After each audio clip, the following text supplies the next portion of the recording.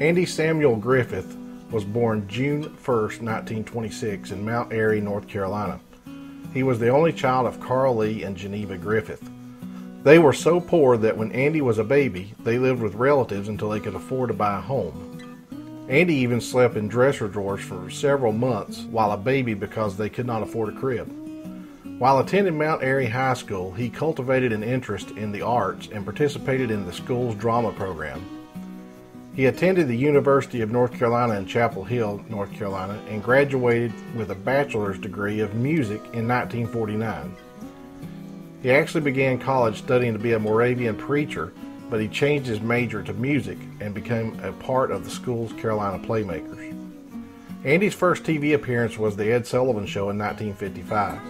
He had just moved to New York after creating a record named What It Was Football.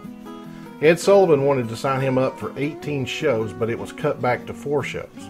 Andy did the football monologue, and it was so bad that Ed Sullivan called his manager the next morning and asked how he could get Andy out of the other 3 shows. Andy said that it was totally his fault because it was such a large jolt just coming from North Carolina. Here's a clip of an interview he did with David Letterman in 1985. I think it was 1955. I had just come to New York. I used to entertain Rotary clubs and civic clubs and things like that in North Carolina. And I had a record called What It Was Football. Sure. I did the football monologue, and I was so bad that Ed Sullivan called my manager the next morning and asked to get out of the other 3 shots. I tell you the truth. What was the problem? Because, I mean, it was material that you had done and knew very well, so it couldn't have been you. Well, it was me. It was me. I wasn't prepared to, for that big a jolt. I'd just come from North Carolina. Yeah. Later in 1955, Andy starred in No Time for Sergeants. This is where he first worked with Don Knotts. In 1957, Andy starred in a dramatic role of a country boy in A Face in the Crowd. Andy was best known for being Sheriff Andy Talor in The Andy Griffith Show. The show took place in a fictional town of Mayberry, North Carolina, and ran for 8 seasons.